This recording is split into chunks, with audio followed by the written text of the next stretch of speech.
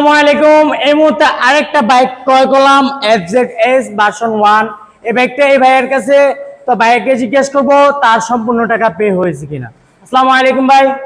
ওয়ালাইকুম আসসালাম। ভাইয়ের নামটা কি? আব্দুল আলিম। আব্দুল হানিফ। আলিম। আলিম। বাইকটা যে কোনো একটা সমস্যা কেন হয়তো বিক্রি করছেন? আমার নিজের পার্সোনালি সমস্যার কারণে নিজের পার্সোনালি সমস্যার কারণে বিক্রি করছেন। তো এটা কি আপনার খুব কষ্ট একটা বাইক ছিল? শখের বাইক ছিল, শখের একটা বাইক ছিল। ওই বাইকটা চালাইতেও পারি নাই, অসুস্থ হয়ে গেছি। এই কারণে অসুস্থ হওয়ার কারণে এটা আবার 15 বিক্রি করে দিতেছেন আর কি।